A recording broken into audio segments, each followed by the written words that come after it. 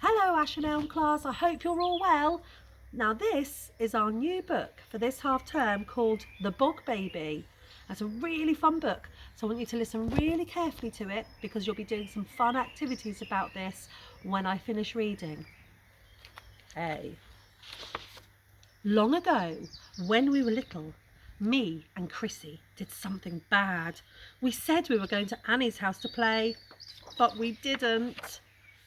We went fishing all by ourselves, which wasn't allowed. Chrissy said there was a magic pond in Bluebell Wood.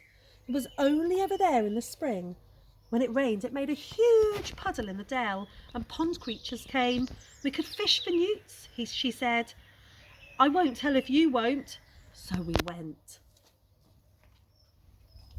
We found the pond. It was squelchy round the edge. The bluebells squeaked under our feet. We fished and fished, but we didn't catch a newt. We caught something much better. We caught a bog baby. He was the size of a frog, only round and blue. He had boggly eyes and a spiky tail, and I do remember he had ears like a mouse. He came swinging through the flower stalks and jumped into the water.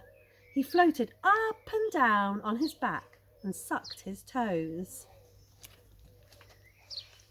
That's when I fished him out. He didn't struggle.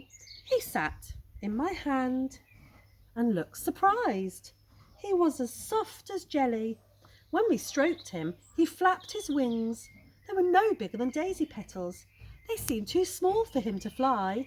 Chrissy said he might be able to fly if we blew on his wings. We blew and blew, but all we did was blow him onto the mud.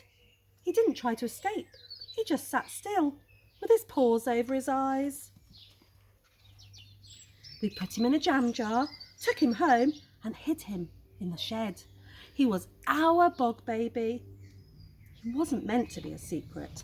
We wanted to show Mum, but we daren't. If we did, she'd know we didn't go to Annie's.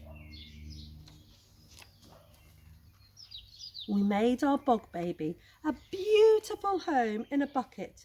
Gravel, shells, clean water. Whenever he saw us, he jumped up and down. We picked him up and played with him. He was very ticklish. We fed him on cake crumbs. We loved our bog baby. Our friends loved him too. We sneaked him into school in a margarine tub. When the teacher wasn't looking, he played in the sand pit and the water tray. In the afternoon, he slept in his tub on a piece of damp cotton wool.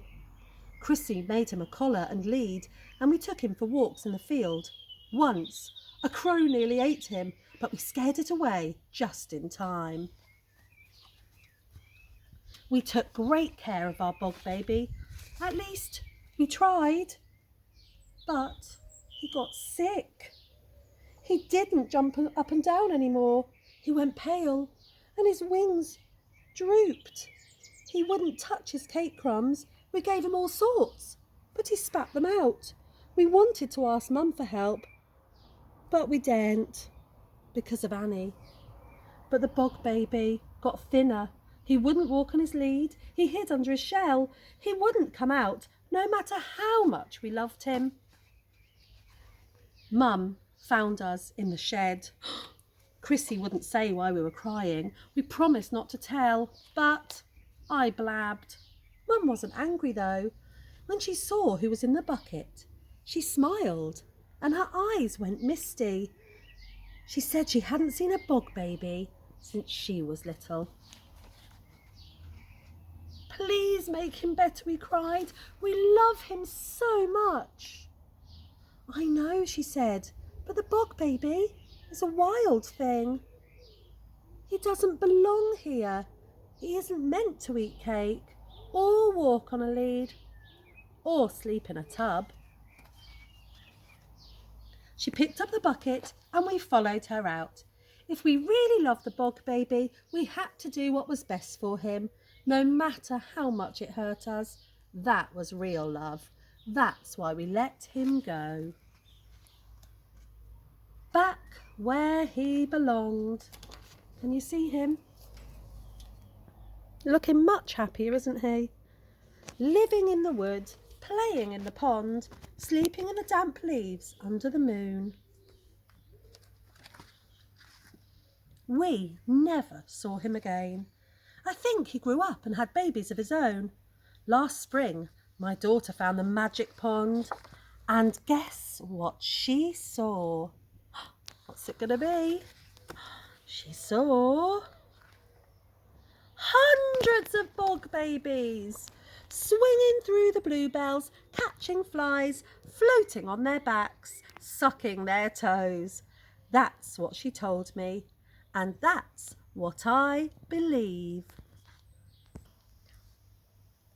Okay, well, I hope you enjoyed the story, Ash and Elm class, and I want you to look on Show My Homework to find what exciting activities we might have planned for you.